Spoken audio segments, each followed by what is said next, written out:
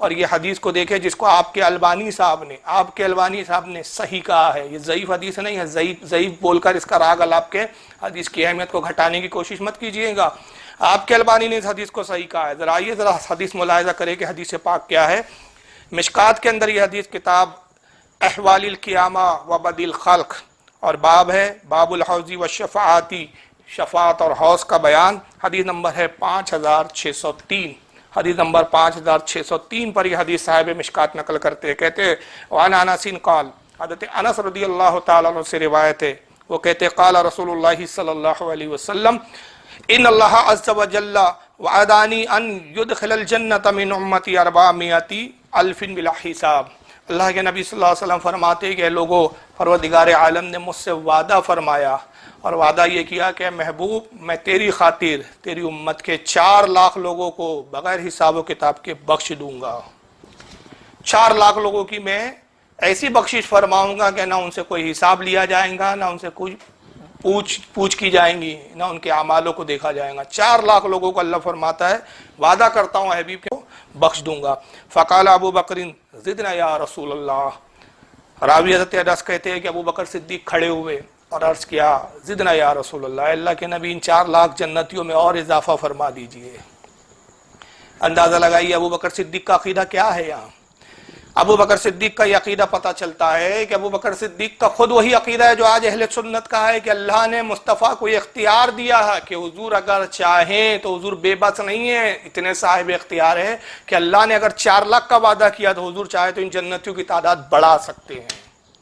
یہ مشکات کے اندر حدیث ہے اور اس کو البانی صاحب نے صحیح کہا ہے۔ تو ابو بکر صدیق کھڑے ہوئے اور کہا فقال ابو بکر زدنا یا رسول اللہ، ابو بکر صدیق کھڑے ہو کے کرتے ہیں اللہ کے نبی ان 4 لاکھ کی تعداد میں اضافہ فرما دیجئے۔ قال وهكذا فحسب بكفه وجمعهما، اللہ کے نبی صلی اللہ علیہ وسلم نے اپنے ہاتھوں کو لیا اور اس کا ایک لب بنایا، پیالے کی شکل میں اپنے ہاتھ کو اس طرح آپس میں ملا لیا، پیالے کی شکل دی اور کہا ابو بکر تم کہتے ہو، لو یہ اپنی طرف سے 4 لاکھ میں بڑھا دیتا ہوں۔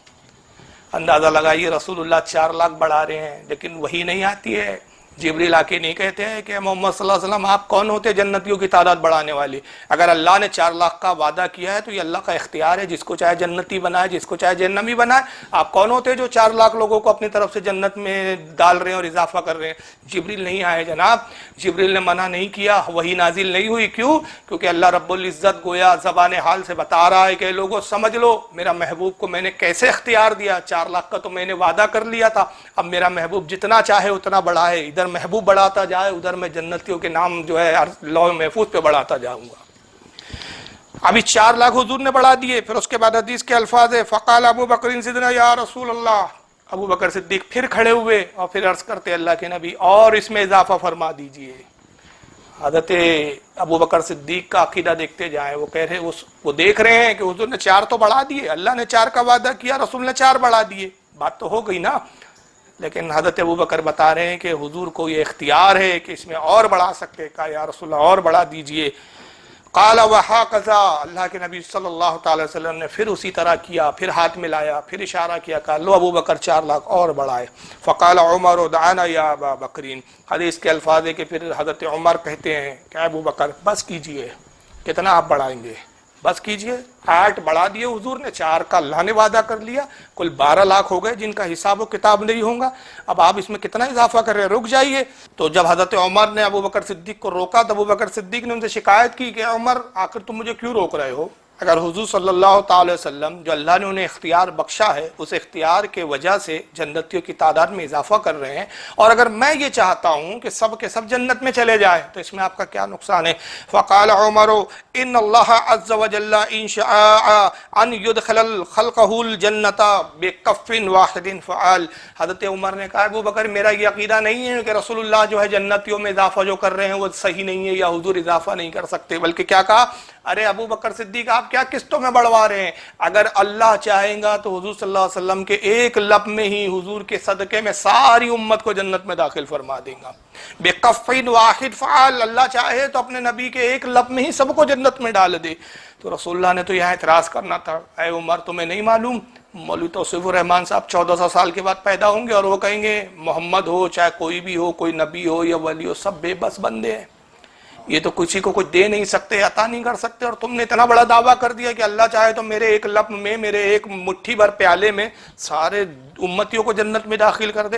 اے عمر تم تو مشرک ہو گئے، نعوذ باللہ من ذالک، تمہیں تو توبہ کرنی چاہیے، تمہیں تو استغفار کرنی چاہیے۔ حضور صلی اللہ تعالی وسلم نے یہ نہیں فرمایا، بلکہ کیا فرمایا؟ حدیث کے الفاظ ہے فقال النبی صلی اللہ علیہ وسلم صدق عمر، نبی نے فرمایا کہ اے لوگو عمر نے سچ کہا۔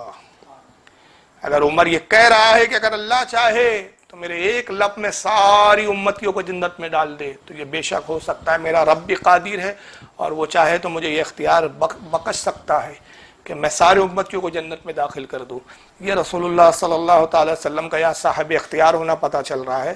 اس کو عبدالرزاق نے بھی لکھا ہے، مصنف عبدالرزاق، دیکھ لیجئے، میں وہ پی ڈی ایف حوالے نہیں دیتا ہوں، یہ کتابیں ہوتی ہے، پڑھتا ہوں، دیکھتا ہوں، تب حوالے دیتا ہوں۔ یہ مصنف عبدالرزاق ہے، امام بخاری کے دادا استاد ہے، امام بخاری کے دادا استاد امام احمد ابن حنبل کے استاد، المصنف جو ان کی 12 جلدوں میں آتی، اس کی 11ویں جلد ہے یہ، چنانچہ 11ویں جلد صفحہ نمبر 286 حدیث نمبر 20556 پر امام عبدالرزاق نے اس کو لکھا اور کہا یہ حدیث صحیح ہے۔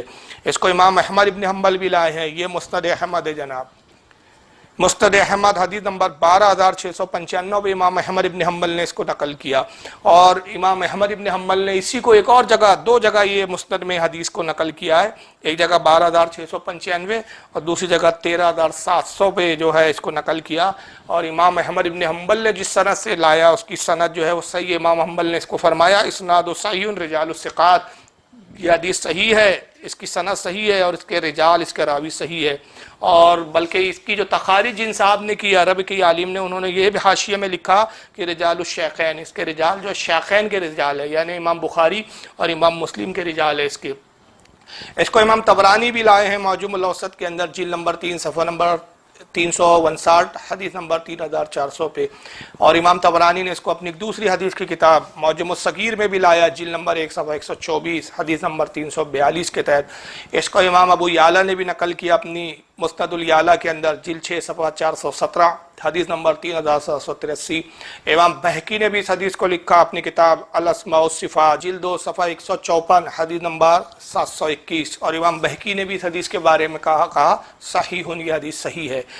امام ابن ابی عاصم نے اس کو السنہ میں لایا، جلد نمبر 1 صفحہ 262 حدیث نمبر 590، اور امام ابن ابی عاصم کہتے ہیں اسنادہ صحیح علی شرط مسلم، یہ امام مسلم کی شرط پر یہ حدیث صحیح ہے، اس کی سند بھی صحیح ہے۔ امام بزار نے کشف الاستار حدیث نمبر 3548 پر اس حدیث کو لایا۔ اس کو امام بغوی نے بھی لکھا اپنی کتاب شرح السنہ، جلد نمبر 7 صفحہ 507 حدیث نمبر 4231 کے تحت۔ اس کو امام حیثمی بھی لائے ہیں مجموع الزوائد میں، جلد نمبر 10 صفحہ 545 حدیث نمبر 18707 کے اوپر۔